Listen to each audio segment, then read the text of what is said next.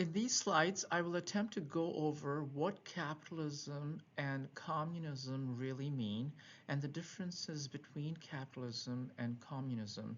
So let's begin by asking you, the reader, to perhaps think about what is capitalism and what is communism.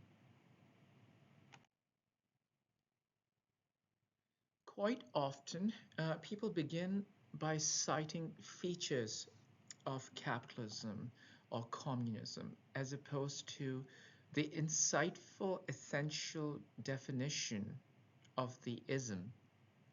They may say communism is centralized government controlled economies versus capitalism is decentralized free market economies.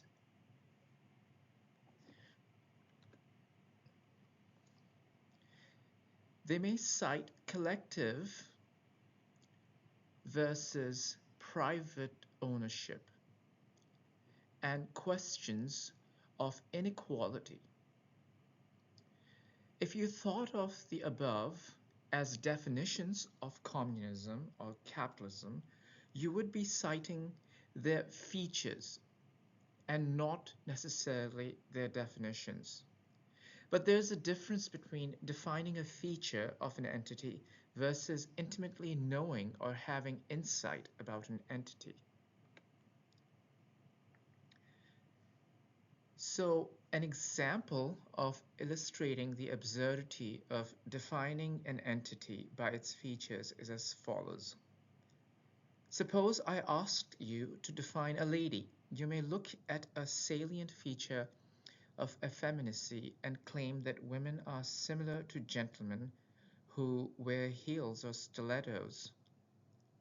Wearing stilettos is one of the features of a modern lady dressed in formal wear, but it is not what defines a lady. There are many other differences between gentlemen and ladies, but that is not truly knowing or having insight into the genders.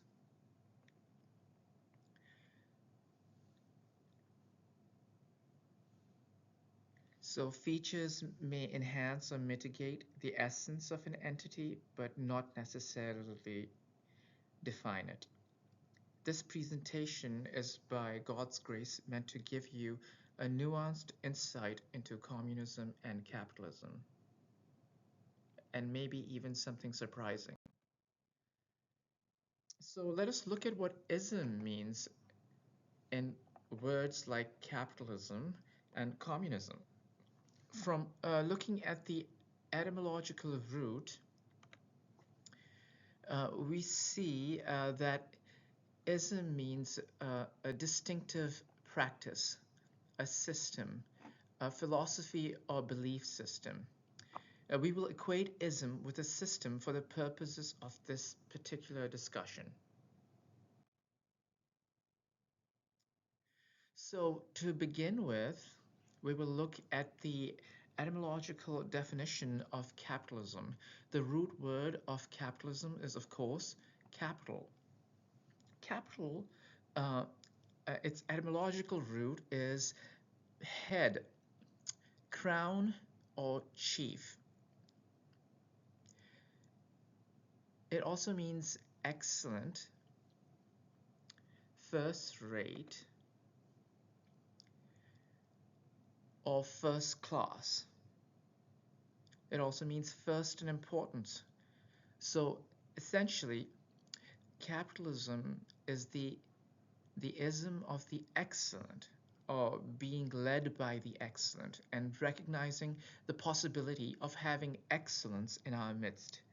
For purposes of our discussion, we will call capitalism a rule of the excellent. In contrast, communism's etymological root is commune, which is Latin for communis or common. Interestingly, there is another Latin word that refers to the common people, which is pleb or plebeian.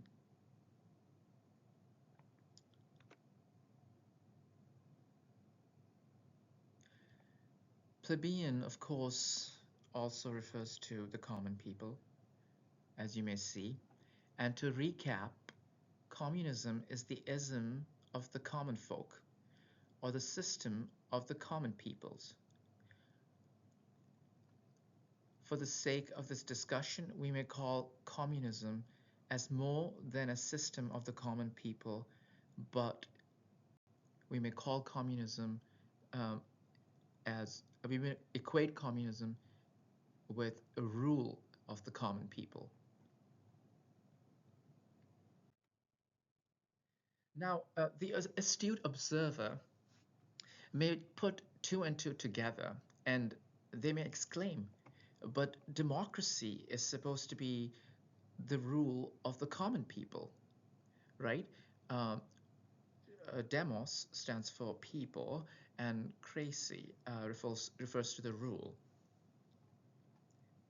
So democracy is supposed to be the rule of the common people, and if communism means what it means, then communism must be a synonym for democracy. Is that not true? That would be correct. Communism was supposed to be democratic. In fact, communists will tell you that communist countries are more democratic. We may ask at this shocking revelation that if the communists think that they are democratic, we may ask what happened then?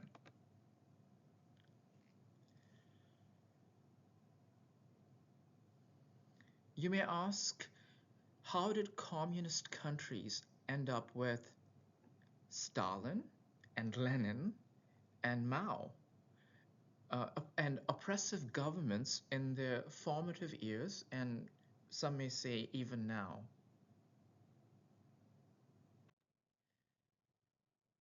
This is an interesting question. If communism is so democratic, how did Russia and China end up with such strongmen as leaders and quote unquote centralized and strong governments? But perhaps the answer is that the problem is with the form of government that is democracy.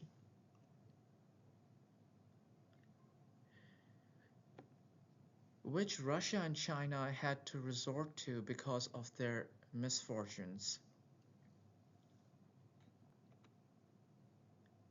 Their misfortunes led them to the worst form of government, as Winston Churchill noted, or rather a governing system that is government of near last resort. In other words, to compensate for flaws in the democratic form of government or communism, the people of Russia and China were blessed and fortunate enough to have Stalin, Lenin, and Mao.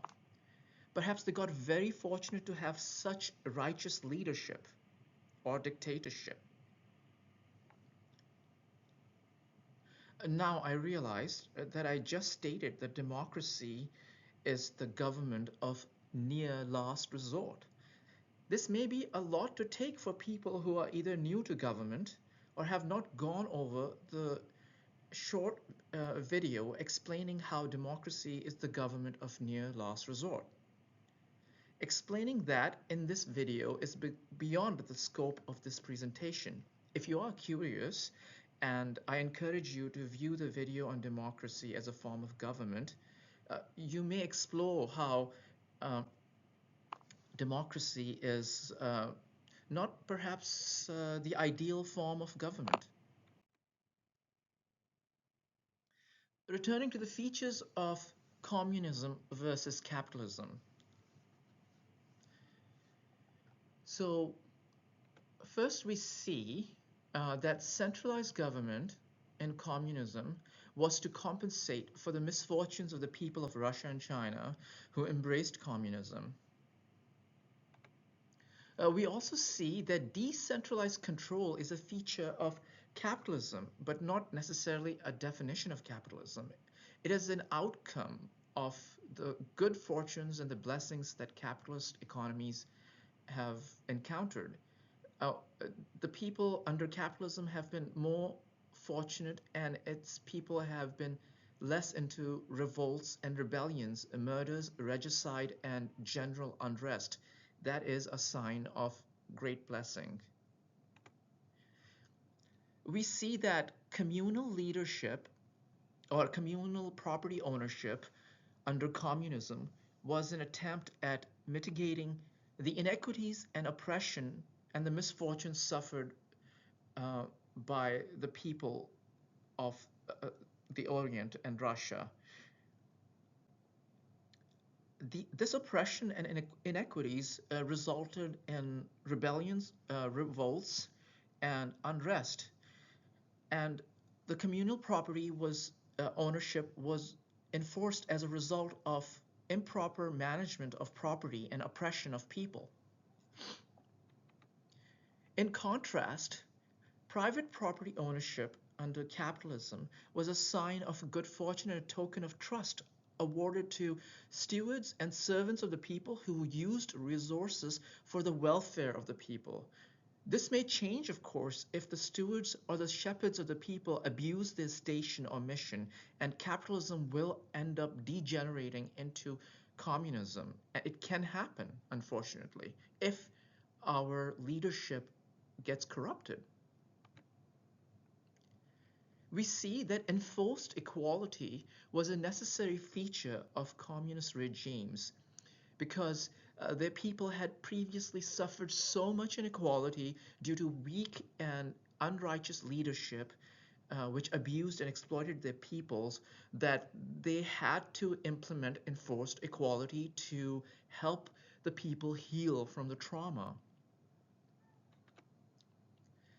In contrast with capitalism, inequality is a feature because righteous leaders who make difficult but right and unpopular decisions need and deserve the vast resources to heal themselves and their instruments in the quest for advancing human felicity and well-being.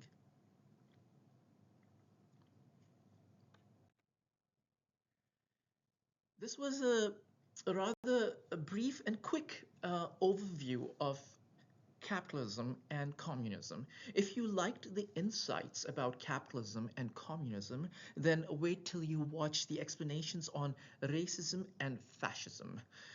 It will blow your mind. That is, if there is interest from the viewers and demand for explaining such ideas.